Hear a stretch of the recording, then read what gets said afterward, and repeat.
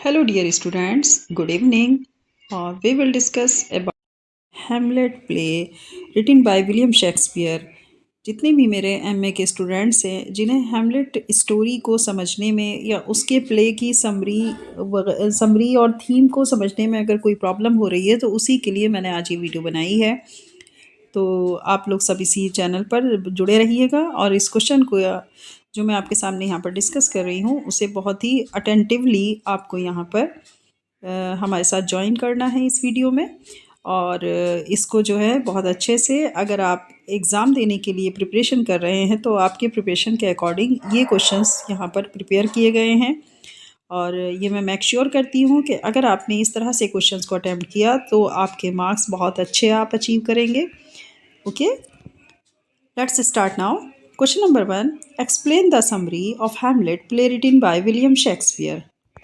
Answer अगर हम देखें, मैंने आपको शुरू से ही क्लास में भी मैं ये चीज़ बताती हूँ अपने स्टूडेंट्स को कि जब भी आप अपने आंसर को अटेम्प्ट करें तो उस पर एक चीज़ का ध्यान दीजिएगा कि आपको हेडिंग ज़रूर मेंशन करनी है। ज़्यादा मत करिए, कम ही हेडिंग मेंशन करिए, लेकिन हेडिंग ज़रूर उसमें इंक्लूड करेंगे तो आपके लिए बहुत ही अच्छा रहेगा और देखने में भी अच्छा रहेगा कि आप क्वेश्चंस में क्या लिख रहे हैं।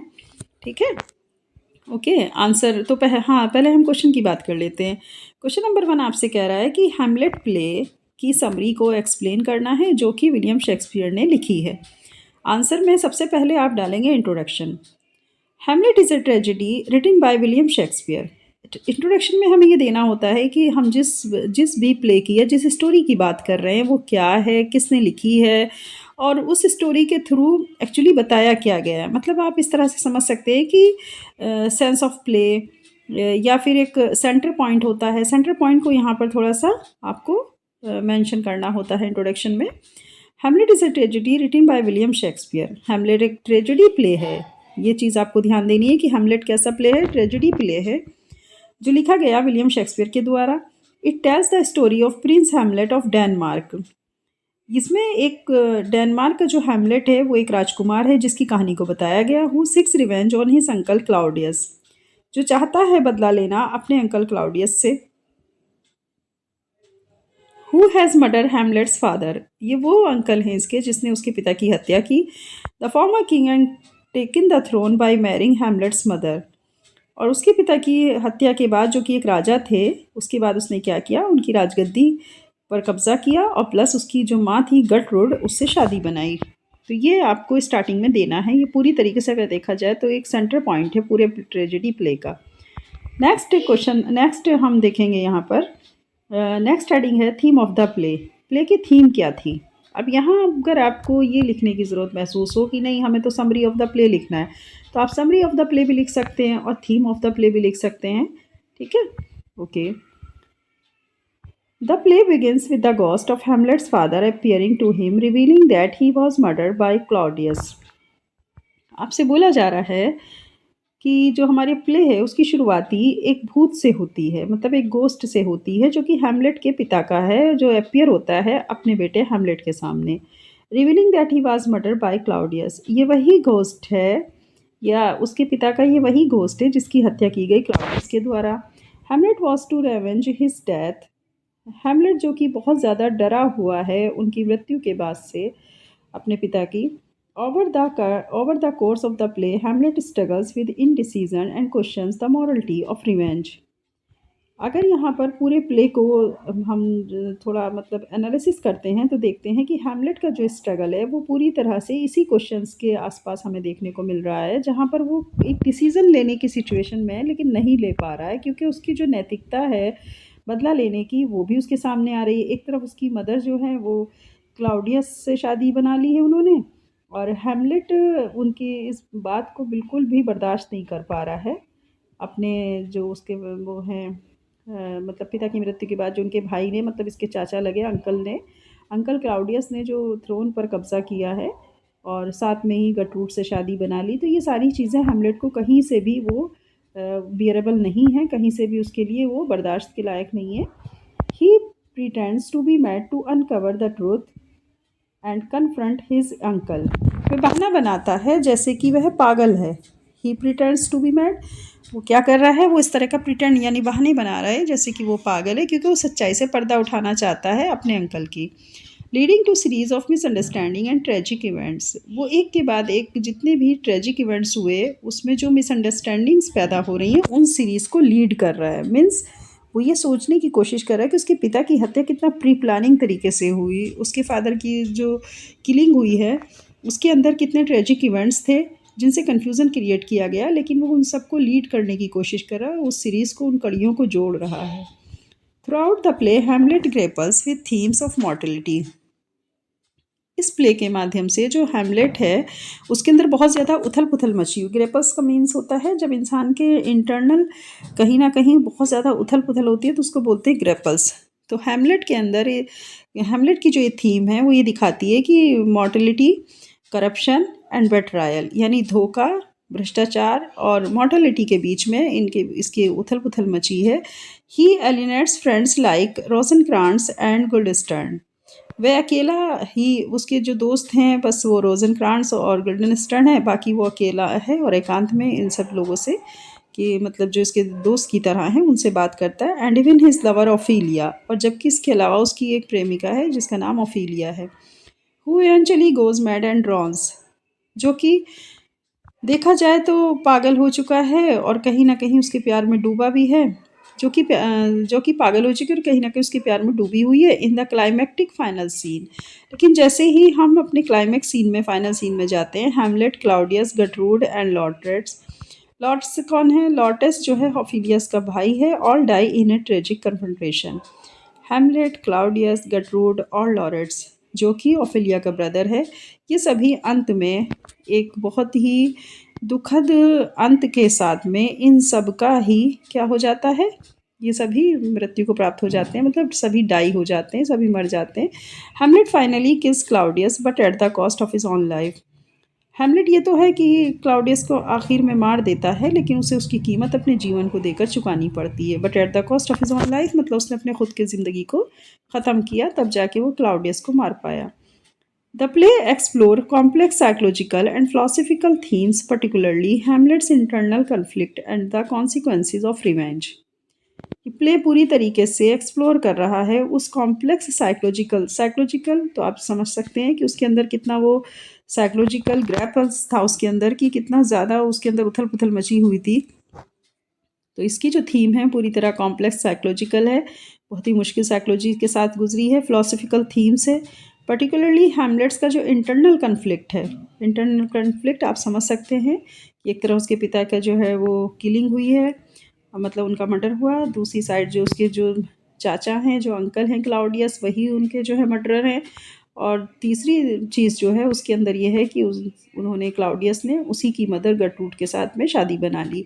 And the consequences of revenge, और ये सभी चीज़ें क्या था, उसके बदले का कारण थी। तो इस तरीके से ये थीम बनाई गई है। अगर आपको ये अच्छा लगा हो क्वेश्चन तो आपको इस तरीके से लिखने में बहुत आसानी भी रहेगी। अब वो छोटी सी शॉर्टेस्ट, बहुत छोटी सी समरी या थीम लिख करके आप इस क्वेश्चन को इस तरीके से अटैम्प्ट कर सकते हैं। ओके, मैं जहाँ तक मैं समझती हूँ कि इस तरह की वीडियो उन बच्चों के लिए बहुत ज़्यादा हेल्पफुल होने वाली है जो घर पर हैं, क्लासेस अटेंड नहीं कर पा रहे हैं किसी वजह से, और ऐसे स्टूडेंट्स जिनको बहुत दिक्कत हो रही है किसी भी चीज़ को समझने में कि क्वेश्चन किस तरह आएगा, हमें कैसे अटेम्प्ट करना है, तो आई थिंक उनकी ये प्रॉब्लम अब सॉल्व होने वाली है। वो बच्चे चाहे यूजी का एग्ज़ाम दे रहे हों, चाहे पीजी का एग्ज़ाम दे रहे हों, सभी के लिए इस तरह की वीडियो और इस तरह के चैनल मुझे ऐसा फ़ील हुआ कि होने चाहिए, जिससे बच्चों की प्रॉब्लम को सॉल्व किया जा सके। ओके, क्वेश्चन नंबर 2 देखते हैं हैमलेट से ही। अगर आपने यही 2 क्वेश्चन अटेम्प्ट कर लिया, बहुत अच्छे से इनको याद कर लिया, तो आप ये बिलीव कर सकते हैं कि आपके मार्क्स बहुत अच्छे आने वाले हैं। Okay students, okay let's start second question. Question number 2, describe the character sketch of Hamlet from Hamlet play written by William Shakespeare. आपको व्याख्या करनी है हैमलेट के कैरेक्टर स्केच की, जो कि हैमलेट प्ले से लिया गया और किसने लिखा? विलियम शेक्सपियर के द्वारा लिखा गया। ओके, आंसर सबसे पहले आपको लिखना है इंट्रोडक्शन। मैंने पहले ही शुरुआत में की वीडियो में ही आपसे बताया है कि जितना आप हेडिंग मेंशन करेंगे उतना आपका जो आंसर है वो अट्रैक्टिव लगेगा, और जितना आंसर अट्रैक्टिव होगा उतने मार्क्स आप बहुत अच्छे अचीव कर पाएंगे। Understood? Okay, first of all, introduction. Hamlet, the protagonist of William Shakespeare's play Hamlet. अभी जो एक वर्ड आया प्रोटागोनिस्ट, इसका मीनिंग समझ लीजिए. हम जब भी कोई स्टोरी लिखते हैं, किसी तरह का कोई नॉवल लिखा जाता है या कोई ड्रामा या सीरियल लिखा जाता है, उसमें जो मुख्य किरदार होता है वो प्रोटागोनिस्ट कहलाता है. ठीक है. जो जिसके मतलब इर्द गिर्द पूरी स्टोरी रिवॉल्व करती है, जिसके आसपास पूरी स्टोरी जो है घूमती है, बस वही आपका प्रोटागोनिस्ट कैरेक्टर होता है. अब क्योंकि हमारा हैमलेट प्ले जो है पूरी तरीके से जो हमारा हैमलेट है उसके ही सराउंडिंग पूरी की पूरी स्टोरी जो है रिवॉल्व्स कर रही है, तो इस वजह से क्या हो रहा है, वही एक प्रोटागोनिस्ट कैरेक्टर है. Hamlet the protagonist of William Shakespeare's play Hamlet. Understood. ये आप समझ गए होंगे कि विलियम शेक्सपियर के प्ले हैमलेट का जो हमारा मुख्य किरदार है वो हैमलेट है. Is one of the most complex and well known characters in literature. ये बहुत ही ज़्यादा एक कॉम्प्लेक्स कैरेक्टर है और लेकिन लिटरेचर में इस कैरेक्टर को सब लोग बहुत अच्छे से जानते हैं. He is the prince of Denmark. वो डेनमार्क का प्रिंस है. Son of the recently deceased king Hamlet and queen Gertrude. ये उसी राजा और क्वीन गटरूड का बेटा है जिनकी अभी अभी हत्या हुई है. And Neiphiu of the current king Claudius. और ये भतीजा है राजा क्लाउडियस का, जो कि इस समय राजा बनकर बैठा हुआ है. Who has ascended to the throne after murdering Hamlet's father. Claudius कौन है? ये वही व्यक्ति है जिसने थ्रोन को कब्जा लिया है हैमलेट के पिता की मौत के बाद या उनकी हत्या करने के बाद. Here is a character sketch of Hamlet. ये तो आपका इंट्रोडक्शन था. इंट्रोडक्शन में मैंने जैसे आपको पहले भी बताया कि आपको थीम देनी, मतलब एक सेंटर पॉइंट देना होता है इंट्रोडक्शन में, कि जिससे हम आगे किन इश्यूज़ पर डिस्कशन करने वाले हैं ये चीज़ क्लियर हो जाती है स्टार्टिंग में ही. अंडरस्टूड. क्योंकि आप पीजी लेवल के स्टूडेंट हैं, आपके लिए बहुत ज़रूरी हो जाता है हर चीज़ को बहुत ही क्लैरिटी के साथ मतलब रिवील करना अपने एग्ज़ामिनर को, और बहुत ही क्लैरिटी रखना अपने आंसर में. जितना ज़्यादा आप बहुत अच्छे से हेडिंग्स मेंशन करते हुए क्लैरिटी को अपनी मेंटेन करते हुए अपने आंसर्स को अटेम्प्ट करेंगे, उतना ही समझिए आपके जो चीज़ें हैं आगे भी जब आप किसी भी बड़े कंपटीशन की तैयारी करेंगे, प्रिपरेशन करेंगे किसी भी चीज़ की, तो I think it will be helpful for you. Okay. Here is a character sketch of Hamlet. अब यहाँ से हम कैरेक्टर स्केच की बात करेंगे. First of all, intelligent and philosophical. कैसा कैरेक्टर है हमारा हैमलेट? बहुत ज़्यादा इंटेलिजेंट और फिलोसफिकल है. Hamlet is highly intelligent, articulate, and thoughtful, often reflecting on deep philosophical questions, especially about life, death, and existence. Philosophical कहाँ से हो गया? अब यहाँ पर देखिए, अस्तित्व की बात कहाँ पर होती है? एग्जिस्टेंस मीन्स अस्तित्व. फिलोसफिकल हम पॉइंट ऑफ व्यू से करते हैं. हैमलेट एक हाईली इंटेलिजेंट, आर्टिकुलेट, बड़ी ही मतलब इसको आप इस तरह से समझिए, हैमलेट एक बहुत ही ज़्यादा बुद्धिमान व्यक्ति है, आर्टिकुलेट है, मतलब बहुत ही रचनात्मकता रखते हुए उसके विचार हैं. Often reflecting on deep philosophical questions. उसके अंदर बड़े बड़े फिलोसफिकल क्वेश्चंस हैं गहराई में उसके दिल की, स्पेशली अबाउट लाइफ, जैसे कि ख़ास तौर से जीवन को लेकर, मृत्यु को लेकर और अस्तित्व को लेकर. तो जब इंसान इतनी सारी चीज़ों के बारे में एक साथ सोचता है, एक साथ जो है उसको डीप थिंकिंग करता है, तो समझ लीजिए कि वो कितना फिलोसफिकल होगा. He is known for his soliloquies, in which the contemplates complex ideas such as the meaning of life, the nature of the soul, and the morality of revenge. कहा जा रहा है कि वो बहुत अच्छे से अकेलेपन में ही, ठीक है, अकेलेपन में ही, सॉलिलोक्यूज का मतलब है वार्तालाप करना, यानी वो बहुत अच्छे से अपने एकांत में ही सब चीज़ों का वार्तालाप कर लेता है, यानी बातचीत कर लेता है, और जिसमें कि उसके सामने वो सारे मुश्किल आइडियाज़ आते हैं जिनके अर्थ को जानने की वो पूरी कोशिश करता है, जैसे जीवन का अर्थ जानना, जैसे आत्मा की nature, nature of the soul को समझना, and the morality of revenge, और बदले की जो भावना है, जो बदले की नैतिकता है उसको समझना. इन सब के लिए वो क्या कर रहा है? डीप थिंकिंग कर रहा है. और किस में कर रहा है? एकांतवास में. सॉलिलोक्यूज मतलब अकेले बैठ करके. His famous to be or not to be soliloquy captures his inner turmoil and existential questioning. उसका एक फेमस डायलॉग जो कहा गया, टू बी और नॉट टू बी, ये उसके एकांत में बोले गए वर्ड हैं जो उसके अंदर की उथल पुथल को और उसके जो अस्तित्व को लेकर क्वेश्चन है उनके बारे में यहाँ पर इंडिकेट करते हैं. या ये वाली लाइन आप बहुत अच्छे से याद रखिएगा. His famous dialogue to be और not to be soliloquies capture his inner turmoil and existential questioning. Okay. I think आप बहुत अच्छे समझ गए होंगे. Next, number 2. Indecisive and contemplative. Next आपकी जो हेडिंग है वो है इनडिसिसिव एंड कॉन्टेम्पलेटिव। मतलब a defining trait of Hamlet's character is his indecision. अगर हम हैमलेट के कैरेक्टर के ट्रेट्स के को परिभाषित करें तो कहीं ना कहीं उसके अपने निर्णय हैं। Although he knows that he must avenge his father's murder. यद्यपि वह जानता है कि उसे यद्यपि वह जानता है कि मतलब ऑल्दो ही नोज, इसका मतलब होता है यद्यपि यद्यपि वह जानता है कि वह उसको बदला लेना चाहिए अपने पिता की मृत्यु का। ही कॉन्टिन्यूली डिलेज टेकिंग एक्शन, लेकिन वो लगातार देर कर रहा है इस एक्शन को उठाने में या इस एक्शन को करने में। He over think situation and he is paralysed by his moral and philosophical concern. उसकी वजह क्या है? क्योंकि वो बहुत ज़्यादा ओवर थिंकिंग कर रहा है अपनी सिचुएशंस को लेकर। कहीं ना कहीं नैतिकता और उसकी जो फिलोसफिकल विचार हैं, जो उसके फिलोसफिकल कंसर्न्स हैं, वो सब उसको क्या कर रहे हैं, उसके द्वारा पैरालाइज्ड हो रहा है। वो चाह तो रहा है अपने चाचा से बदला लेना, अपने फादर की जो किलिंग हुई है, लेकिन कहीं न कहीं अंदर ही अंदर उसके जो मॉरल वैल्यूज़ और फिलोसफिकल कंसर्न, ये सब चीज़ें आकर उसके सामने खड़ी हो जाती हैं, जो कि उसकी सिचुएशंस को कहीं न कहीं सप्रेस कर देती हैं, मतलब उसको दबा देती हैं। उसकी जो ओवर थिंकिंग है वही उसको रोक रही है बदला लेने से, और जिसकी वजह से क्या हो रहा है कि उसको जो अपना बदला है उसमें देरी हो रही है। This delay leads to tragic consequences and his inability to act decisively is control to the play unfolding। यही वजह है कि उसे अपने इन मुश्किल हालातों, ट्रेजिक मतलब ये जो दुख, ये जो मतलब इसकी ज़िंदगी में जो कष्ट आया है, जो दुख आया है, उन सभी हालातों को लीड करने में उसको देर हो रही है और वो अपने को अयोग्य महसूस कर रहा है। इनएबिलिटी मतलब उसको ऐसा फील हो रहा है कि उसके अंदर एबिलिटी नहीं है इस एक्ट को करने की। यही वजह है कि जो सेंट्रल पॉइंट है उसका वो डिसिसिवली है और उसका जो प्ले है वो अभी खुल नहीं रहा, प्लेज अनफोल्डिंग, और हमारा जो प्ले है वो अभी तक अनफोल्डिंग है।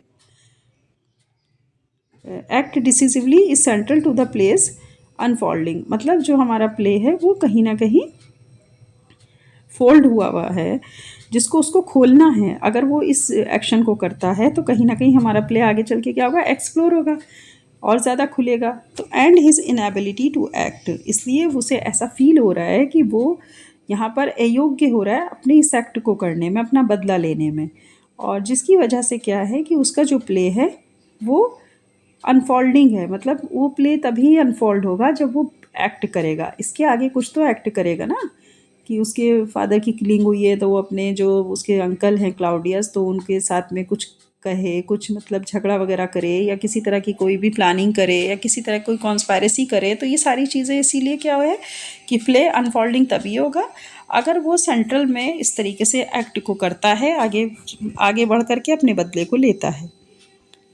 नेक्स्ट है आपका नंबर 3, मॉरली कॉन्शियस। ठीक है, मॉरली कॉन्शियस कैसे है?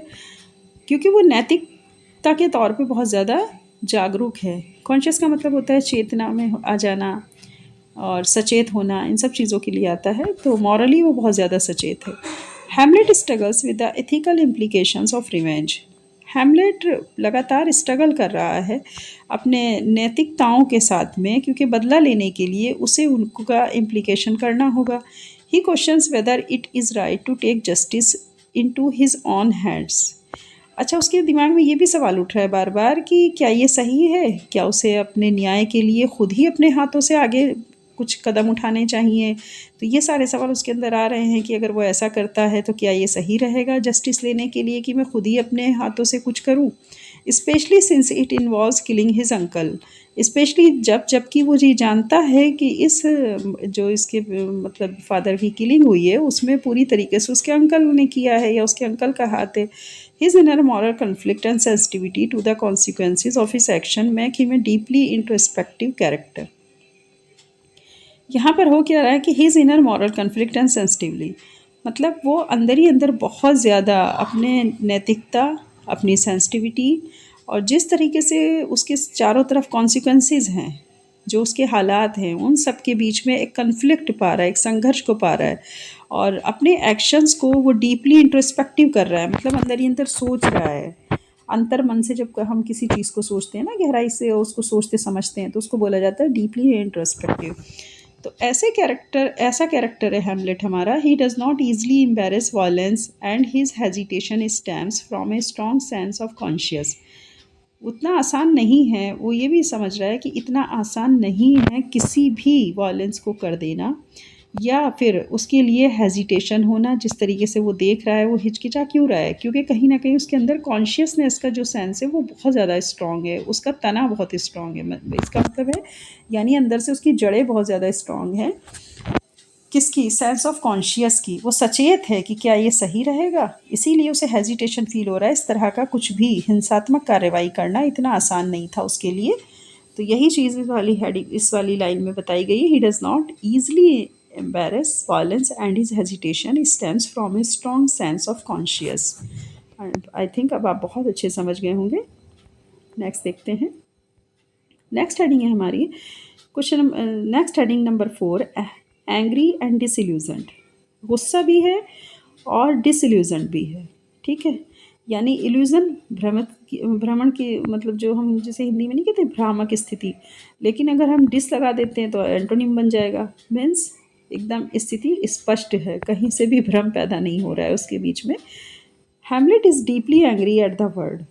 हैमलेट बहुत गहराई से गुस्सा करता है संसार के ऊपर, पर्टिकुलरली एट हिज मदर गटरूड। सबसे ज़्यादा तो उसे गुस्सा अपनी माँ के ऊपर है, गटरूड के ऊपर। For marrying Claudius so soon after his father's death. उसे इस बात का गुस्सा है कि उसने क्लाउडियस से शादी क्यों की, और इतनी जल्दी कि उसके पिता की मृत्यु भी जैसे ही हुई तुरंत उसने क्लाउडियस से शादी बना ली। He feels betrayed by his mother's action and by the corruption he perceives within the Danish court। उसे कहीं न कहीं ऐसा फ़ील होता है जैसे उसकी माँ के द्वारा ही उसकी माँ ने जो भी किया, वो सब कुछ उसके साथ एक धोखे के रूप में हुआ। उसे ऐसा फ़ील हो रहा है कि उसके साथ बहुत ज़्यादा धोखा हुआ, बहुत ज़्यादा उसको चीट किया गया। ख़ास तौर से उसकी मदर के जो एक्शन हैं, वो कहीं न कहीं बहुत ज़्यादा करप्टेड हैं। और उसे ये भी लग रहा है कि जो वहाँ की मतलब जो दरबारी लोग थे डैनिश कोर्ट के, उन्होंने भी इस करप्शन में साथ दिया और उसे परसीव किया। His disillusionment with the world. उसकी एकदम भ्रम वाली स्थिति ख़त्म हो गई है संसार को लेकर के। वो बहुत ज़्यादा स्पष्ट रूप से देख रहा है सब कुछ, particularly with the idea of human frailty and moral corruption colours his view of life and drives much of his bitterness. अब आप इस बात को अच्छे से समझ सकते हैं कि अगर एक जो है मतलब आप ये मान के चलिए कि अगर एक एडल्ट सन इस चीज़ों को अपने आँखों के सामने देखे, तो ज़ाहिर-सी बात है उसके दिल पे क्या गुज़र रही होगी कि उसके एक तो फ़ादर की किलिंग हो गई, फिर उसके क्लाउडियस जो उसका अंकल है उसी ने धोखे से उसके पिता को मारा, फिर उसकी माँ से शादी कर ली। तो ये काफ़ी अगर कॉम्प्लेक्स सिचुएशन रही होगी हैमलेट के लिए। उसी चीज़ को इसमें दिखाया गया है कि संसार को लेके उसका डिसइल्यूजनमेंट एकदम ख़त्म हो गया है, पर्टिकुलर सामने आया। तो यही सब चीज़ें इसके अंदर हैं। His disillusionment with the world, particularly with the idea of human frailty and moral corruption colours his view of life and drives much of his bitterness. मतलब बहुत ज़्यादा अच्छा एक्सपीरियंस उसको लाइफ को लेकर के नहीं हुआ। बस कुल मिलाकर आप इतना समझें। Heading number 5, tragic hero. Number 5, tragic hero. Yeah sure, he is a tragic hero, you know very well. Hamlet is a quite essential tragic hero. Hamlet बिल्कुल एक ट्रेजिक हीरो है। His flaw which is his indecision leads to his downfall. ये हम मानते हैं कि वो बहुत ज़्यादा अपने दुख में डूबा है और उसे कुछ ना कुछ अपना जो है इनडिसीजन करना है, यानी कोई ना कोई उसने निर्णय लेना ही है। और कहीं न कहीं वो अपने को बहुत गिरा हुआ फ़ील महसूस कर रहा है। मतलब बहुत ज़्यादा जैसे एक इंसान बहुत ही दुःख में, पीड़ा में घिर जाता है, उस टाइप से। His desire for revenge ultimately consumes him. उसकी एकदम ज़बरदस्त डिज़ायर है कि वो जल्दी से बदला ले। वो जल्दी से बदला ले और जल्दी से उस इंसान को उसके अंजाम तक पहुँचाए, leading to the death of nearly everyone around him. उसे मतलब ये समझ लीजिए leading to the death of nearly everyone around him. जो भी उसके आसपास है वो उन सबको जैसे मौत के घाट उतार देना चाहता है। उसे कोई भी जिंदा व्यक्ति अच्छा नहीं लग रहा, इंक्लूडिंग हिमसेल्फ। उसे खुद भी अपने आप को भी अच्छा नहीं लग रहा कि वो खुद क्यों जिंदा है। Although Hamlet achieves his goal of avenging his father's murder. यद्यपि हैमलेट खुद भी अपने मकसद में कामयाब होना चाहता है। वो यही चाहता है कि वो अपने फादर की मृत्यु का बदला ले। It is too late to prevent the catastrophic consequences of his actions. लेकिन वो ये भी मान रहा है कि उसे बहुत ज़्यादा देर हो रही है। वो कहीं न कहीं अपने हालातों से अपने एक्शन को जस्टिफ़ाई नहीं कर पा रहा है। उसको लग रहा है कि मुझे जल्दी से कोई एक्शन लेकर के और अपने इन हालातों पे काबू पाना चाहिए और जल्दी से जल्दी बहुत ज़्यादा लेट हो रहा है, इस तरीके से तो वो इंसान बच ही रहा है ना जिसने उसके फादर को किल किया है। तो उसे ऐसा फ़ील हो रहा है कि it is too late to prevent the catastrophic consequences of his action.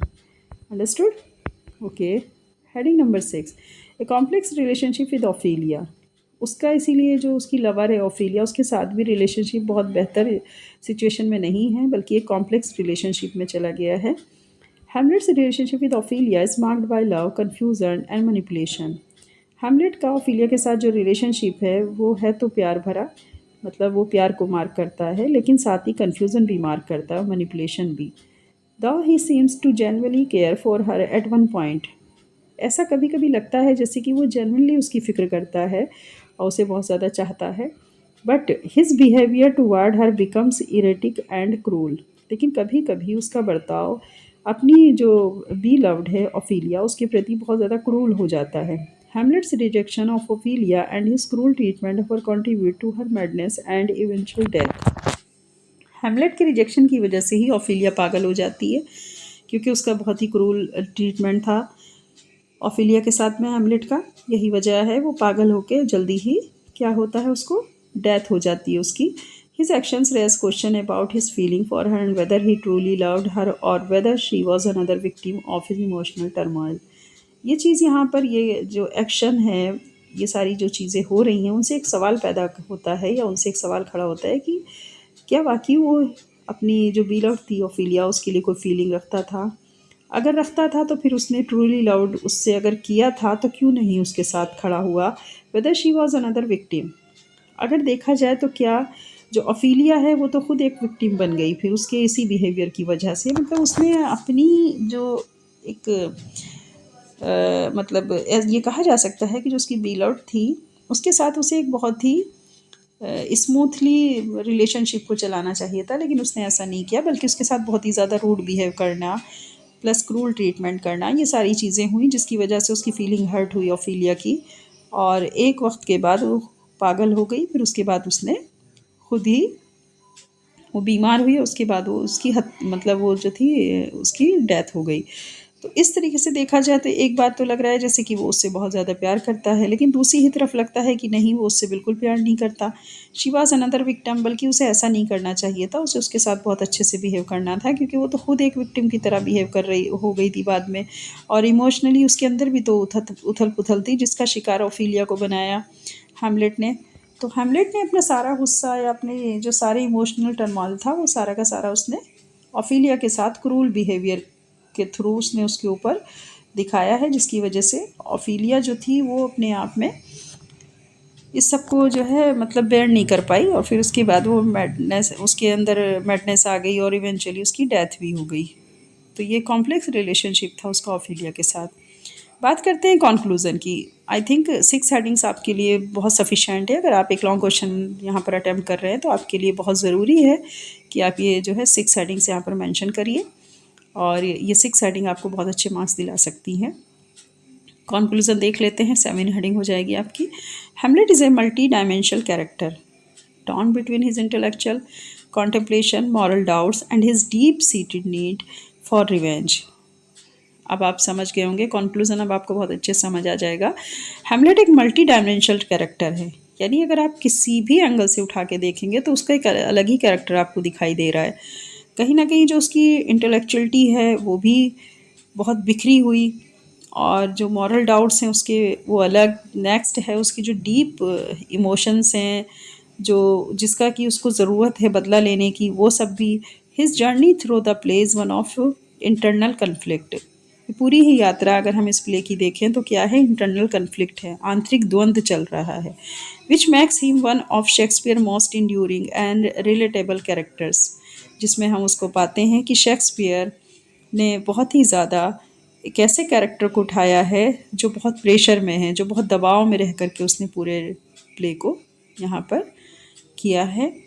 Okay, इस तरह देखें तो ये 2 क्वेश्चन अगर आप बहुत आराम से इसके थ्रू अपनी तैयारी कर सकते हैं, ये 2 क्वेश्चन आपके लिए बहुत ही ज़्यादा बेनिफिशियल होने वाले हैं। अगर आपको कहीं से भी कुछ भी मैटर नहीं मिल रहा है और आप सिर्फ इस वीडियो के ये 2 क्वेश्चन ही अटैम्प्ट कर लेंगे तो आपके लिए बहुत फ़ायदे का ये जो है साबित होगा। बहुत ही अच्छे से आप इसे अपने क्वेश्चन पेपर में अटेम्प्ट कर पाएंगे। इसी तरह की वीडियो मैं आपके लिए लेकर आती रहूँगी। सभी बच्चे इसी चैनल पर जुड़े रहिए। इस पर अभी फ़िलहाल हम रज्जू भैया सीरीज़ को ही कंप्लीट कर रहे हैं। रज्जू भैया यूनिवर्सिटी के जो बीए या एमए के हमारे स्टूडेंट्स हैं वो सभी इस चैनल के थ्रू अपनी प्रिपरेशन बहुत अच्छे से कर सकते हैं। Okay, that's good. जुड़े रहिए आप मेरे साथ इसी तरह मेरी वीडियो के साथ में। नेक्स्ट वीडियो में फिर से आपके लिए बहुत जल्दी ही लेकर के आऊँगी। Okay, bye, all the best for your exam. Thank you, bye bye.